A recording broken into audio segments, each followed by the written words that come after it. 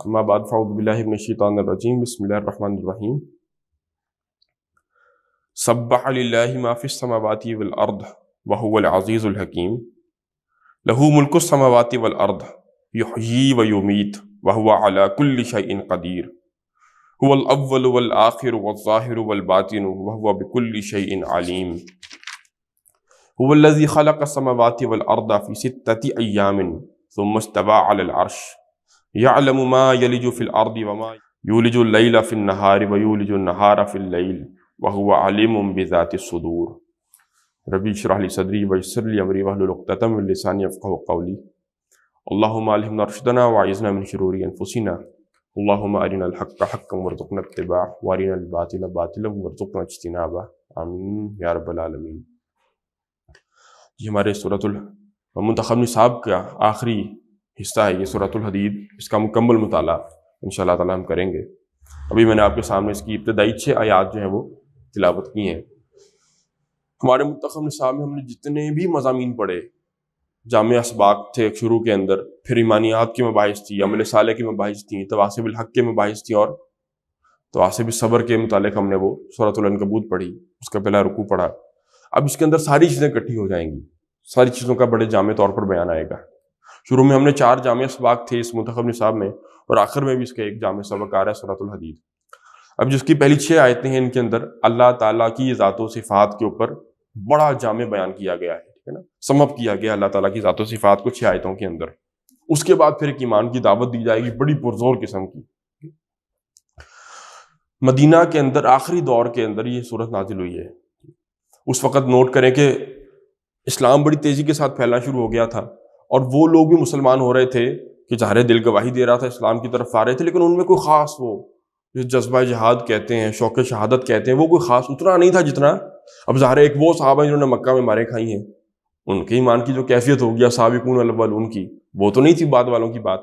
ان کا تزکیہ، ان کی تربیت اللہ کے نبی صلی اللہ علیہ وسلم نے کی تھی، وہ ان مراحل سے گزرے تھے۔ اب بعد والے ان مراحل سے نہیں گزرے تھے۔ ان مراحل کو آپ آسان لفظوں میں ایک لفظ میں سمو دیں، لے لیں سر مصحف دے دیں پڑھیں۔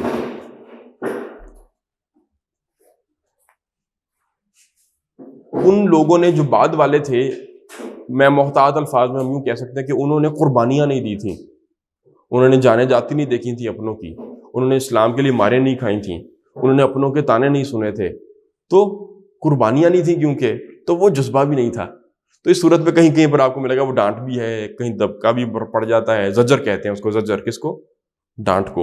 یہ زجر کا انداز ہے، ڈانٹ کا انداز ہوتا ہے، کبھی کبھی ترغیب ہوتی ہے، تشویق ہوتی ہے، شوق بھی دلایا جاتا ہے کہ بھی کرو، ہمت بڑھو، کرو، آگے بڑھو۔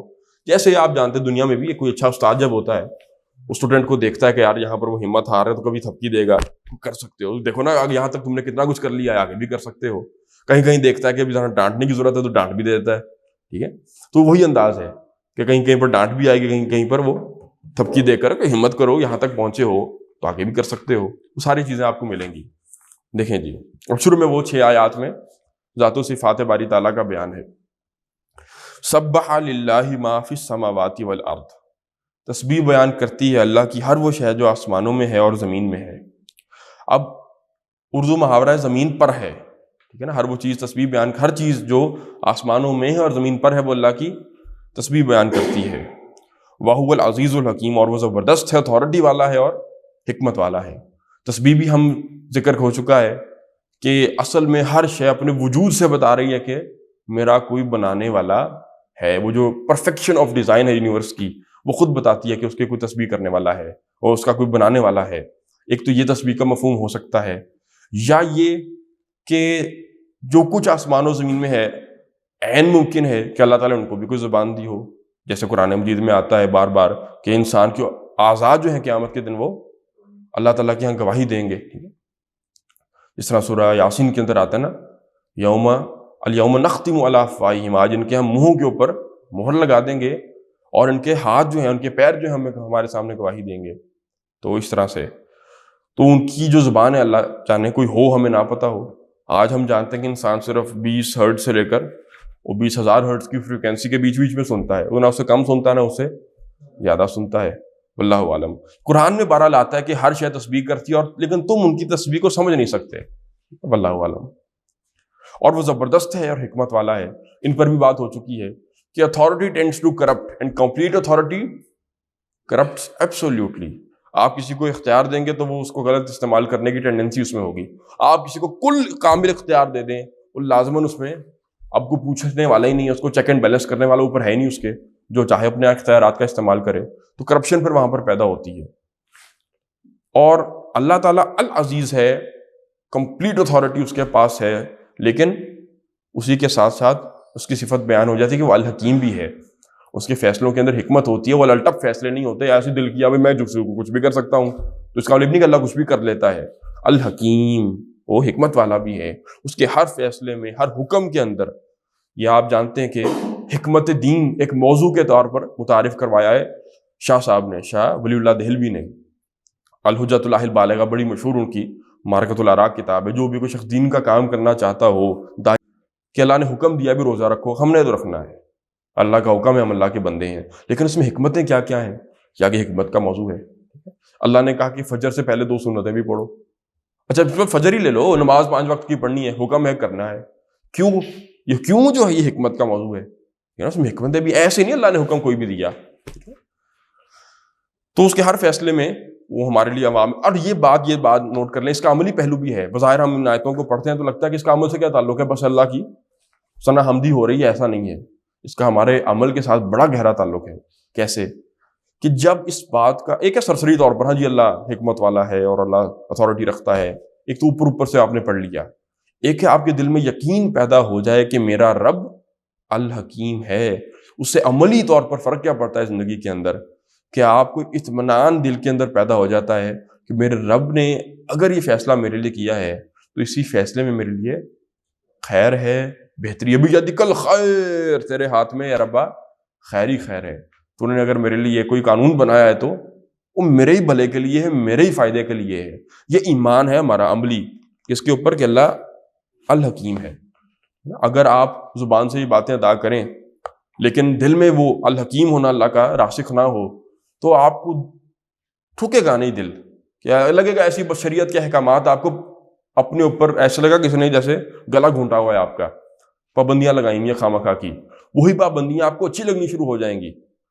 جیسے صحابہ کے بارے میں پڑھا نا سورۃ الحجرات کے اندر کہ اللہ تعالیٰ نے زینہ فی قلوبکم، ایمان کو ان کے دلوں میں مزین کر دیا تھا، ان خوبصورت بن گئی تھی ان کے لیے وہ چیزیں جو اللہ کے احکامات ہیں.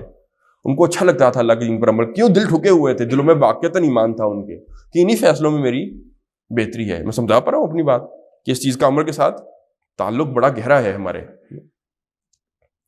لہو ملک السماوات والارض، اسی کی بادشاہی ہے آسمانوں میں بھی اور زمین میں بھی.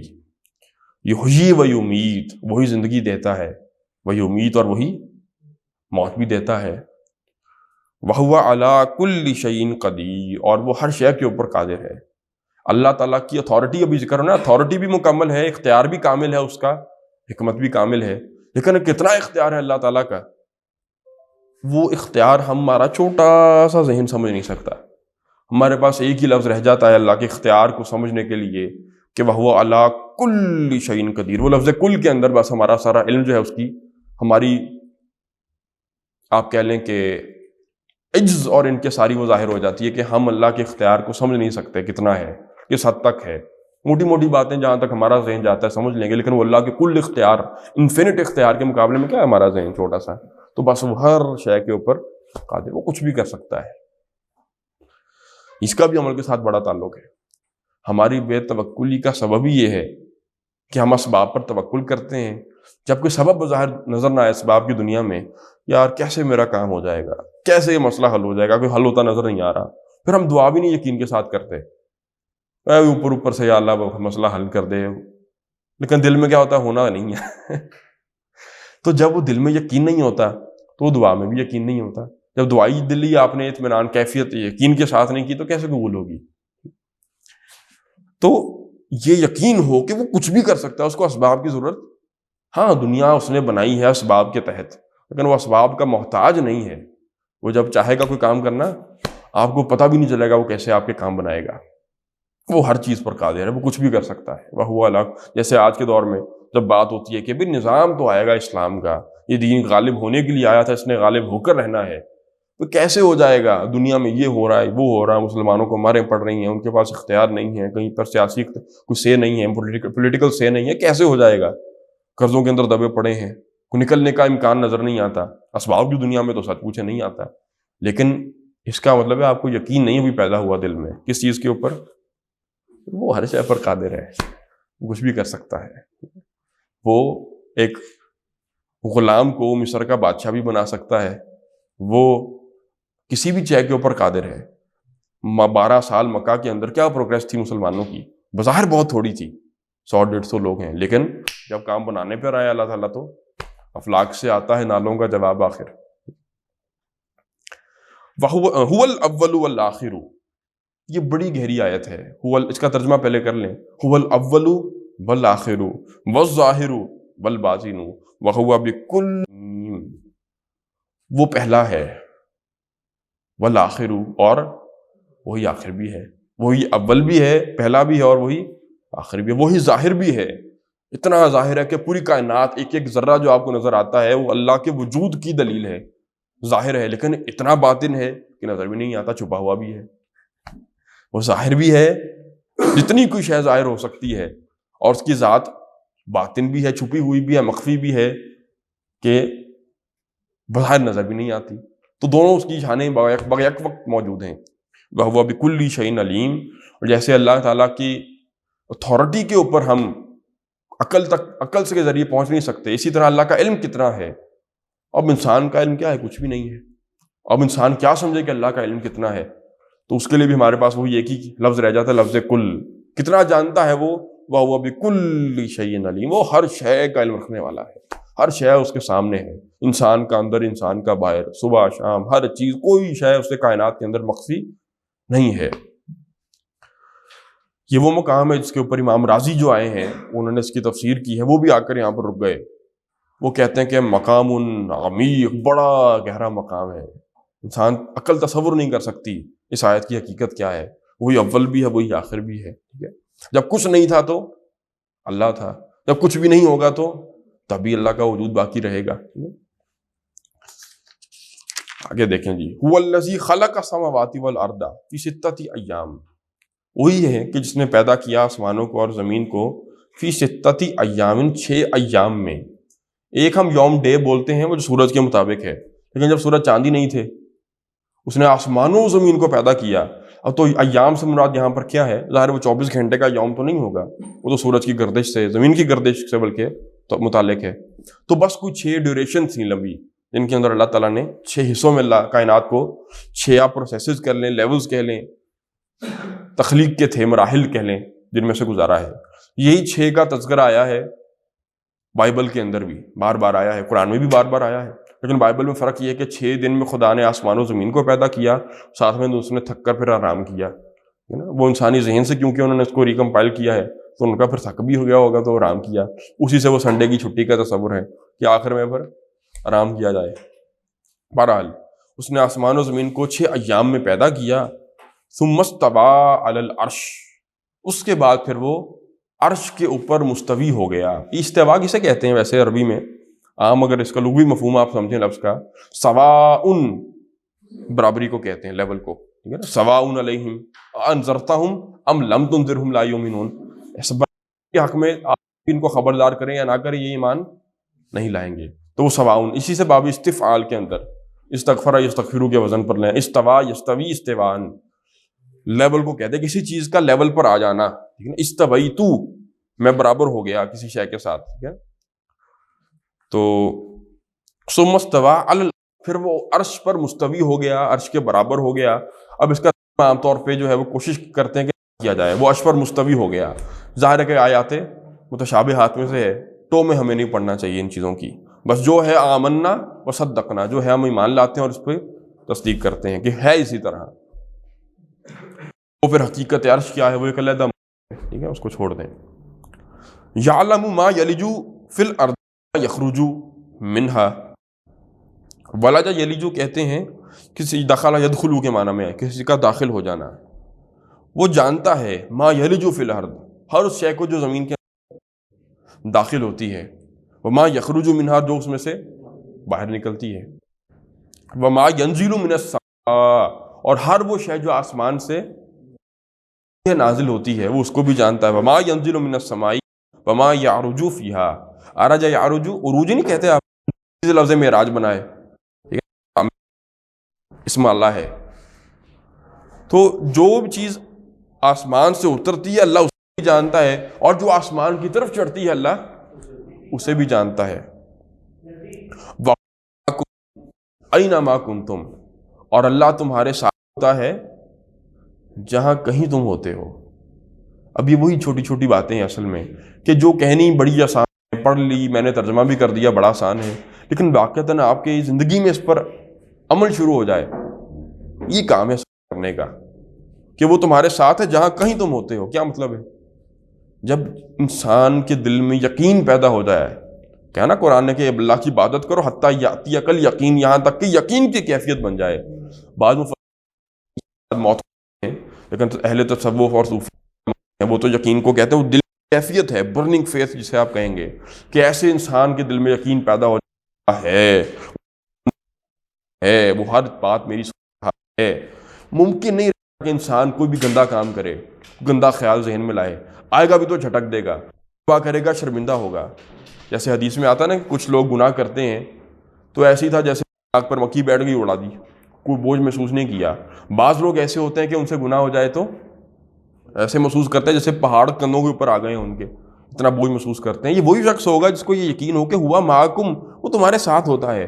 اب مع آپ کو پتہ ہے عربی میں معیت کیا ہوتی ہے، بالکل کسی چیز کا آپ کے انا معکم، میں آپ کے ساتھ ہوں فی الفصل کلاس کے اندر، ٹھیک ہے نا، اس معنی میں مع آتا ہے. ہوا معکم، وہ تمہارے ساتھ ہے، وہ تمہارے ساتھ ہوتا ہے. اینما کنتم، تم جہاں کہیں ہوتے ہو وہ تمہارے ساتھ ہے. واللہ بما تعملون بصیر، اور وہ جو کچھ تم اعمال کرتے ہو اللہ انہیں دیکھ رہا ہے. باتوں کو جوڑ دیں اب کہ آسمان و زمین کی تو ہر پوائنٹ کو وہ دیکھ ہی رہا ہے، اسی طرح تمہارے اندر باہر جو کچھ ہے اس کو بھی اللہ دیکھ رہا ہے. اور یہ انفارمیشن نہیں دی جا رہی ہمیں، اللہ دیکھ رہا ہے. کیوں؟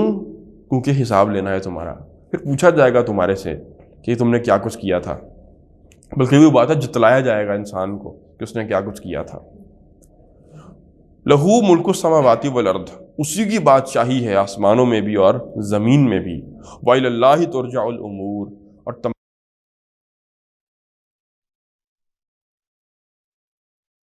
بغیر فیصلے نہیں ہوتے کائنات کے. یہ بھی انسان کو ہو جائے کہ جو فیصلے ہو رہے ہیں وہ اللہ کی طرف سے ہو رہے ہیں، اس میں بھی پھر گلا شکوہ نہیں رہتا. پھر نہ تو سے زیادہ انسان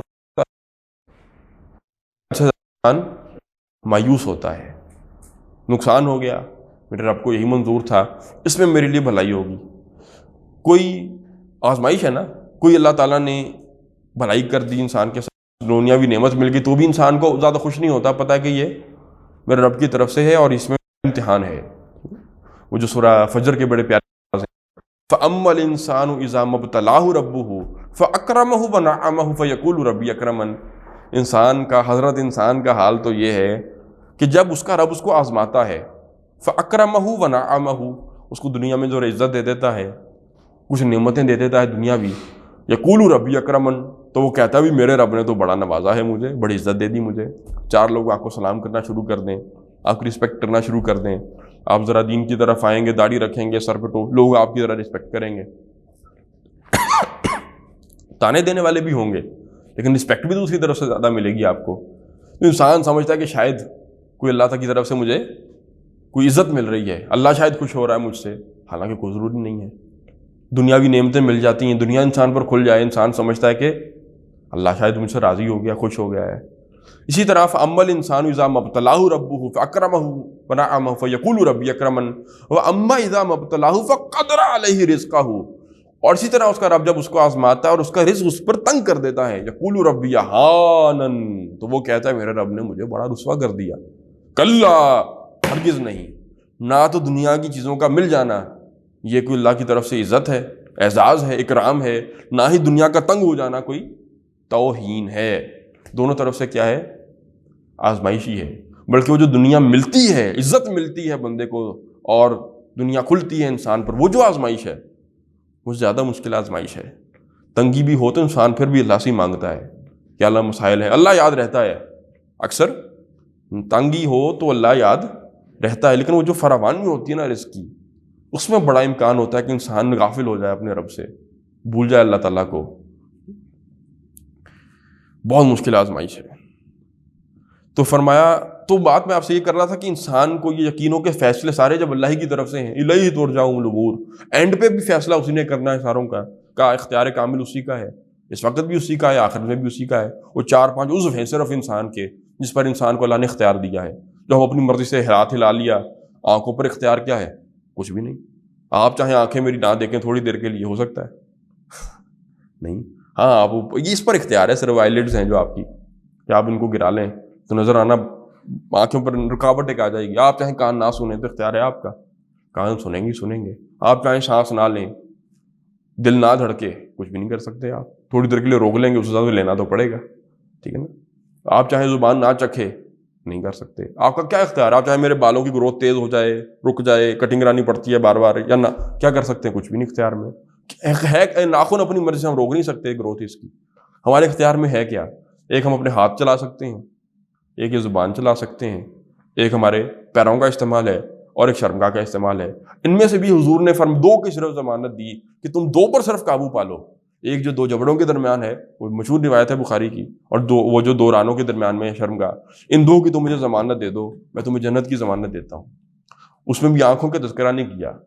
مرد آنکھوں کی حفاظت کر جائے بہت مشکل کام ہے, کوشش حتی الامکان کریں. تو اسی طرح بات کیا ہماری چل رہی تھی, اس کو موضوع کو پکڑ کے رکھا کریں کہ انسان کا اختیار کتنا ہے. صرف یہ 2-4 آزاد سے زیادہ کچھ بھی نہیں ہے. ان کو صحیح استعمال, اس پر انسان سمجھتا ہے کہ بھائی میں تو بس بادشاہ بن گیا ہوں, فرعون بن جاتا ہے انسان. اختیار کچھ بھی نہیں. انسان آج اختیار آج بھی اللہ ہی کا ہے ہماری زندگی پر. اللہ نے پیدا کیا, اللہ ہی موت دے گا. کس خاندان میں پیدا ہوا, کن کی اولاد تھا, اللہ نے میرے سے پوچھ کر مجھے نہیں بھیجا, ٹھیک ہے نا. سلیکشن میرا نہیں تھا کہ میں بیٹا کس کا بنوں گا, باپ کس کا بنوں گا. ہمارے اختیار میں یہ چھوٹی سی بس ہمارے عضو ہیں, ان کا اختیار کیسے استعمال کرتے ہیں ان کو, وہ ہمارے اوپر ہے. اب بات یہ چل رہی تھی کہ جب انسان کو یہ یقین ہو کہ واقعتاً فیصلے تو اللہ کی طرف سے ہیں سارے, تو انسان وہ پینڈولم زیادہ نہیں گھومتا انسان کا کہ بہت خوشی ہو گئی, دنیا مل گئی. پتہ ہے فتنہ ہے, بلکہ ڈرتا ہے انسان پھر کہ پتہ نہیں اللہ نے دنیا ہی میں تو سارا کچھ نہیں مجھے دے دیا ناراض ہو کے. یہ بھی تو قرآن میں آتا ہے نا کہ جب یہ جو دنیا کے اوپر اعتراض ہیں اس پر خوش نہ ہوں کہ ہم نے جو دنیا کے اندر طلبگار ہوں گے, ہم انہیں دنیا میں سارا کچھ دے دیں گے. وہ جو حج کے بارے میں آیات ہے سورہ بقرہ میں, وہاں پر بھی یہی ہے کہ لوگوں میں سے ایسے بھی ہیں جو کہتے ہیں کہ ربنا آتنا فی الدنیا حسنہ, تو دنیا ہی میں ہمیں سب کچھ دے دے. فما لہم فی الآخرۃ, لیکن کیا ہے, فما لہم فی الآخرۃ من نصیب, ان کے لیے آخرت میں کوئی حصہ نہیں ہے پھر. اور وہ بھی ہیں وہ من الناس جو کہتے ہیں, دعائیں کرتے ہیں, ربنا آتنا فی الدنیا حسنہ وفی الآخرۃ حسنہ. دنیا میں بھی حسنہ کسے کہتے ہیں؟ ہمارے اس کا ترجمہ کر دیا گیا دنیا نعمتیں. دنیا ایسا نہیں ہے. سیئہ برائی کو کہتے ہیں, حسنہ نیکی کو کہتے ہیں. موٹی سی عربی ہے یہ. تو دنیا میں بھی نیکی کرنے کی توفیق عطا فرما. جو دنیا میں نیکی کرے گا تو آخرت بھی اس کی پھر اچھوں کے ساتھ ہی انجام ہوگا, فی الآخرۃ حسنہ. تو بہرحال اللہ ہی کے ہاتھ میں سارے اختیارات ہیں, فیصلے ہیں. یولج اللیل فی النہار, وہ داخل کرتا ہے رات کو دن میں, جو نہار فی اللیل, اور داخل کرتا ہے دن کو رات میں. وہو علیم بذات الصدور, اور وہ ان چیزوں کو بھی جو سینوں کے اندر چھپی ہوئی ہیں. بذات الصدور, وہ سینوں والیاں مراد اسرار, سینوں کے جو راز ہیں اللہ ان کو بھی جانتا ہے. ایک پرسنالٹی آپ دنیا کے سامنے شو کر سکتے ہیں, اپنے گھر والوں کے سامنے شو کر, ان کو بھی دھوکہ دے سکتا ہے انسان, لیکن اللہ کو دھوکہ نہیں دے سکتے. آپ اندر سے کیا ہیں, انٹینشنز آپ کی کیا ہیں. بظاہر گھر والوں کو بھی لگ رہا ہے بڑا دین کی طرف بندہ آیا ہے, دنیا کو بھی لگ رہا ہے بڑا نیک بندہ ہے, اللہ والا ہے, لوگوں اللہ سے ڈرتا ہے, خدا خوفی ہے اس میں, نمازیں پڑھتا ہے باقاعدگی کے ساتھ, لوگ آپ کو نیک سمجھ رہے ہیں, بڑا صاف ستھرا انسان ہے. لیکن انسان اپنے گریبان میں غور کرے تو انسان پھر سوچتا ہے کہ میں کتنا گندا انسان ہوں, کہ اللہ تعالیٰ اگر وہ راز ہمارے سینے لوگوں کے اوپر کھول دے تو ہم شاید ایک دوسرے کی شکل بھی نہ دیکھنا پسند کریں. شکل دیکھنا تو بہت بات کی چیز ہے, تھوکنا بھی پسند نہ کریں کہ اللہ اگر میرے اندر, میں اپنا کرتا ہوں کہ اللہ تعالیٰ جو کچھ میرے اندر ہے وہ کھول دے, میرے شب و روز آپ پر کھول دے. آپ تھوکنا بھی پسند نہ کریں میرے منہ کے اوپر, اس بندے سے میرا تھوک ہی قیمتی ہے. تو اللہ تعالیٰ وہ ستار العیوب بھی ہے نا، الستار، ڈھانپنے والا بھی ہے. لیکن ڈرنا چاہیے انسان کو کہ میرے رب کو تو پتہ ہے میں کس نیت کے ساتھ چل رہا ہوں، میرے اندر کیا ہے. پھر وہی بات ہے، یہ کوئی صرف اللہ کی شان بیان نہیں ہو رہی. اللہ کو اپنی شان بیان کرنے کی چندہ ضرورت نہیں ہے.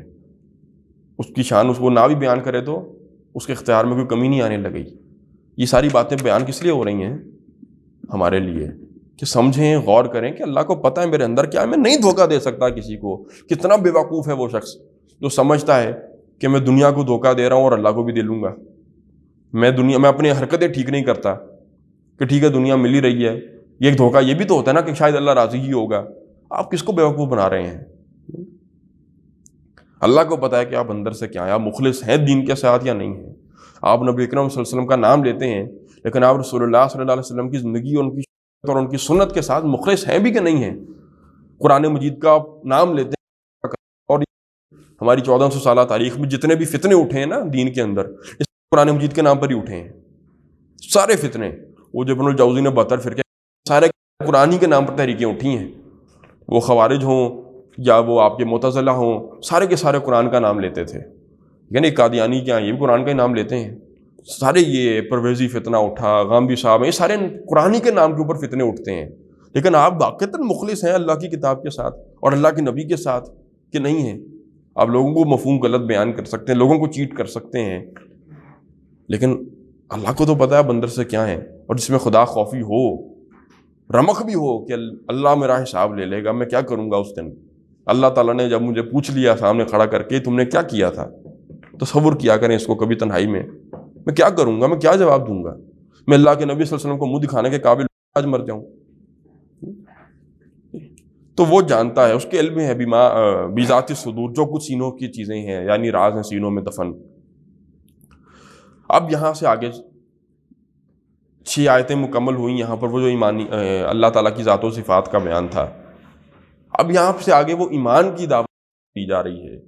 میں آپ کو پھر نوٹ کروا دوں کہ ان صورتوں کے اصل مخاطب مومن ہی تھے، مسلمان ہی تھے. میں نے کہا تھا نا، لیکن وہ ایمان لائے تھے بعد میں، ان میں وہ جذبہ نہیں تھا. تھے تو مسلمان ہی، مومن ہی تھے. جیسے بدو کے بارے میں نہیں پڑھا تھا قالت الاعراب آمنا قل لم تؤمنوا ولکن قولوا اسلمنا. بدو بھی کہتے ہم ایمان لے آئے. نبی ان کو بتائیں تم ایمان نہیں لائے، تم ابھی یوں کہو ہم مسلمان ہوئے ہیں. ایمان تو دلوں میں داخل ہی نہیں ہوا. لما يدخل الایمان فی قلوبکم، ایمان جب دلوں میں داخل ہوتا ہے وہ شخصیت ہی کچھ اور ہوتی ہے. پھر انسان مومن ہوتا ہے. لفظی ترجمہ کیا ہے مومن کا؟ ایمان دینے والا، امن دینے والا. وہ لوگوں کے لیے باعث امن بن جاتا ہے. اس سے شر برآمد نہیں ہوتا، اس سے فساد برآمد نہیں ہوتا. پھر شخص سے اس کی شخصیت سر سے پاؤں تک سراپا امن بن جاتی ہے، لوگوں کے لیے امن اور سلامتی بن جاتی ہے. اس کی زبان جب کھلتی ہے تو خیر کے لیے کھلتی ہے، اچھی بات نکلتی ہے. اس کے صحبت جب ہوتی ہے تو اس کے ساتھ کوئی اختیار کرتا ہے تو محسوس کرتا ہے کہ اس سے مجھے اچھا محسوس ہوتا ہے. صحبت ہے نا، صحبت ساتھ. قرآن مجید میں حکم ہے کونوا مع الصادقین، نیک لوگوں کا ساتھ اختیار کرو، نیک لوگوں کے ساتھ ہو جاؤ، سچوں کے ساتھ ہو جاؤ.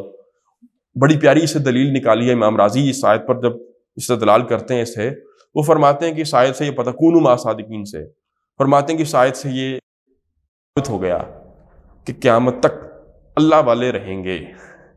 قرآن کا حکم ہے کہ نیک لوگوں کے ساتھ اختیار کرو، تو قیامت تک نیک لوگ تو رہیں گے. تو بات کیا چل رہی تھی؟ اہل ایمان کو دعوت کرے کہ لے آؤ، تو اس زوم میں نہ رہیں میں اور آپ مومن نہیں ہیں. ہم مسلمان ہیں، ہم مومن نہیں ہیں. اور ہم اکثر لوگ جن کو مومن سمجھ لیتے ہیں وہ بھی مومن نہیں ہوتے، صرف مسلمان ہوتے ہیں. ایمان کا علم سے تعلق کوئی نہیں ہے. شیطان کے پاس، ابلیس کے پاس بہت علم ہے. آپ دنیا کی کتابیں بھی گھنگال جائیں، ابلیس سے زیادہ بڑے عالم نہیں بن سکتے آپ. لیکن کیا وہ مومن ہے؟ وہ تو کافر ہے. علم کا ایمان سے کوئی تعلق نہیں ہے. کتابیں پڑھتے رہا، حجت قائم ہوگی آپ کے اوپر قرآن پڑھنے کے بعد. وہ تو قرآن کے نزول، وہ تو بہرحال اللہ کے نبی صلی اللہ علیہ وسلم دنیا میں آ گئے، حجت تو قائم ہو گئی ساروں کے اوپر کہ ہم نے اپنا بندہ بھیج دیا ہے. ٹھیک ہے نا، کہ علیک البلاغ و علینا الحساب. ہے نبی آپ کے ذمہ تھا پہنچانا، اب ہم لیں گے حساب، ہمارے ذمہ ان کا حساب ہے. اب ہم چھوڑیں گے نہیں ان کو کہ محمد عربی صلی اللہ علیہ وسلم جیسی شخصیت ہم نے بھیجی تھی. اب تو بات اس کو بھی سمجھ لیں، ایمان ایک علیحدہ اینٹیٹی ہے. آج زور کے اوپر کہ ہمارے ہاں جو ریشنلٹی کا، مٹیریلزم کا دور ہے، ہر چیز کو لپیٹ کے معلومات، انفارمیشن کو بس ایمان سمجھ لیا گیا ہے. اس بندے کے پاس انفارمیشن کیونکہ بہت ہے تو شاید وہ مومن بھی ہے. وہ دین کی انفارمیشن کہہ لیں ذرا زیادہ سے زیادہ، تو امپریس ہم ہوتے ہیں اس سے، حالانکہ عین ممکن ہے آپ کہیں آپ نے تو ابلیس کی مثال دی تھی، وہ تو ویسی انسان نہیں ہے. آپ کو انسانوں میں بہت سے لوگ مل جائیں گے، آپ کو اسلامک اسکالرز مل جائیں گے جو منہ سے کہتے ہیں مسلمان نہیں ہیں. اورینٹلسٹ جو ہوتے ہیں مستشرقین، پی ایچ ڈیاں کی ہوئی ہیں قرآن کے اوپر اور عربی کے اوپر، وہ ایک ایک آیت کے اوپر 20 تفسیروں کا موازنہ آپ پر گنوا دیں گے کہ یہ آیت ہے، اس پر قرطبی نے یہ آیت بھی ہے، ابن کثیر نے یہ آیت، یہ رازی نے یہ آیت. آپ حیران رہ جائیں گے، ان کی شکلیں دیکھیں گے آپ، انٹرنیٹ پہ موجود ہیں ان کے اورینٹلسٹ، لیکن وہ مسلمان تو نہیں ہے. علم کتنا ہے؟ بہت ہے. ٹھیک ہے، تو ایمان علیحدہ چیز ہے اور علم علیحدہ چیز ہے. یہ بات سمجھ آئے تو یہ پھر گا، کیونکہ قانونی طور پر یہ بات کی دفعہ گزر چکی ہے کہ ایمان حقیقی ایمان اقرار باللسان، وہ تو کی دفعہ سمجھ لیا.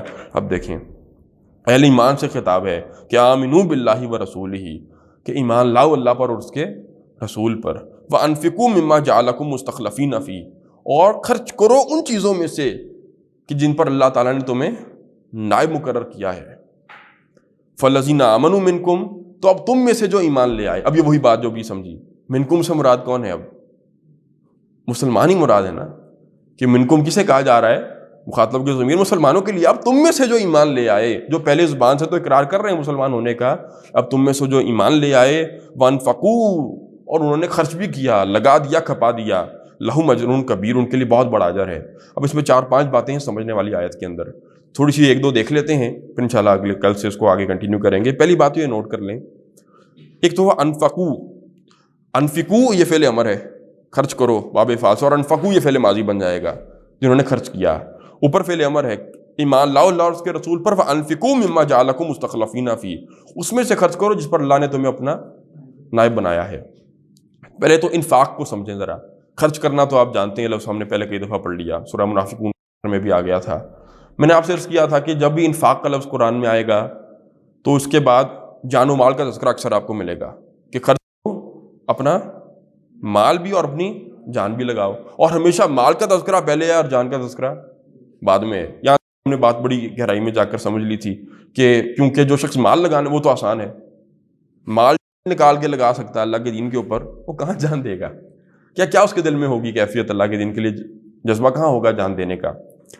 اب یہاں پر ہے نا جان کا، جب مجرد انفاق کا لفظ آئے کہ انفقو خرچ کرو، تو اب اس سے مراد کیا ہے؟ اس سے مراد اب سب کچھ، جو لگا سکتے ہو لگاؤ. انفقو، ہر وہ شے جس پر اللہ نے تمہیں اپنا نائب مقرر کیا ہے. اب اس پہ اگلی بحث ہے ہماری کہ کیا کیا جن پر ہمارا اختیار ہے. ابھی وہ اس بات ہے نا کہ 4-5 ہزار سے زیادہ انسان کو اپنے جسم پر بھی اختیار نہیں ہے. اب خرچ کرو، جان لگاؤ، مال لگاؤ، صلاحیتیں لگاؤ. اللہ نے اگر کوئی صلاحیت دی ہے تو اللہ ہی نے دی ہے، اس کو ان کے لیے لگاؤ. اللہ نے کوئی سمجھ بوجھ دی ہے، کوئی زبان چلتی ہے تو یہ بھی صلاحیت ہے، لگاؤ. مال یہ بھی اس کے لیے ویسے تو اللہ ہی کی دین ہے، علم بھی اللہ کی دین ہے اور رزق ہی ہے، بلکہ ایک طرح مال بھی رزق ہی ہے، لیکن جو اللہ نے دیا ہے اس کو سکلز اپنے سارے اللہ کے دین کے لیے لگاؤ. جن چیزوں پر اللہ نے تمہیں اپنا نائب بنایا ہے. اب تم میں سے جو ایمان لے آئے اور انہوں نے خرچ بھی کیا، اب 2 چیزیں اکٹھی ہو گئیں. اب ایمان کا لازمی تقاضا کیا؟ صرف زبانی نہیں بلکہ اوپر نظر آتا ہے. یہ کوئی کہنا نہیں پڑتا کہ میں کو ماننے والا ہوں، اللہ رسول سے محبت کرتا ہوں، یہ دعویٰ یہ کوئی کرنے کی بات نہیں ہوتی. یہ انسان کی زندگی بتاتی ہے کہ اس کی روز و شب کیا ہیں، ان زندگی کی اس کی پرائرٹیز کیا ہیں، وہ کس مقصد کے لیے بھاگ دوڑ کر رہا ہے.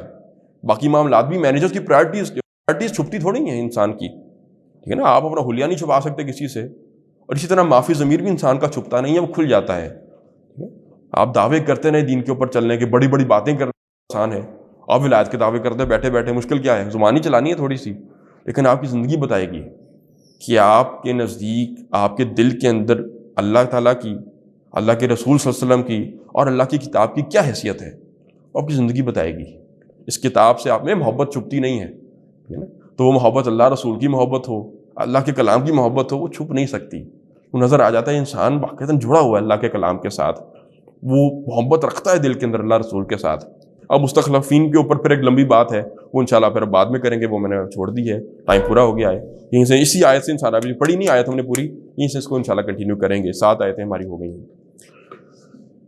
بارک اللہ لی و لکم فی القرآن العظیم و نفعنی و ایاکم بالآیات و ذکر الحکیم.